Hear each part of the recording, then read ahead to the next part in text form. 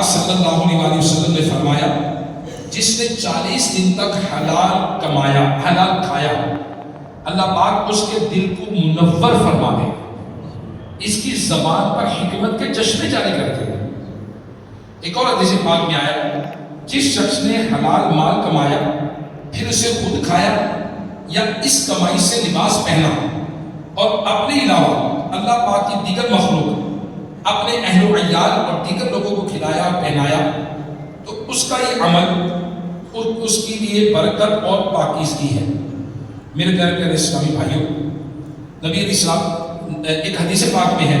اس ذات کی قسم جس کے قبضہ قدرت میں محمد کی جان ہے، بے شک بندہ حرام کا لقمہ اپنے پیٹ پہ ڈالتا ہے، اس کے 40 دن کے عمل قبول نہیں ہوتے، اور اگر بندے کا گوشت حرام اور سود سے پلا پڑا ہو تو اس کے لیے آگ بہتر ہے۔ کوئی شخص اپنے لیے 10 درہم کا کپڑا خریدے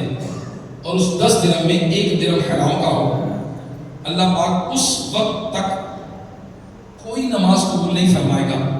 جب تک اس کپڑے میں کچھ بھی اس کے استعمال میں رہے۔ ایک حدیث پاک میں ہے، اللہ پاک کا ایک فرشتہ ہر دن اور رات میں بیت المقدس کی چھت پر ندا کرتا ہے، جس کا کھانا حرام ہے اس کے اعمال اس کے منہ پر مار دیے جاتے ہیں۔ اب میرے پیارے اسلامی بھائیوں، حلال روزی کمانا، آج ہمیں یہ تو پتا ہے کس ملک میں کیا ہو رہا ہے، آج ہمیں یہ تو پتا ہے کہ جس میں ہمارا کوئی کنسرن ہی نہیں ہے، ہم نے جانا بھی نہیں ہے، ہمارا کوئی تعلق بھی نہیں ہے، کچھ کر ہی نہیں سکتے، وہ ساری باتیں ہمیں پتا ہے، ہر چیز کا ہمیں پتا ہے، لیکن جو ہمارے متعلقہ چیز ہے، حلال روزی کمانا، حلال روزی کھانا، حرام سے بچنا، حرام کی awareness, what is right for me and what is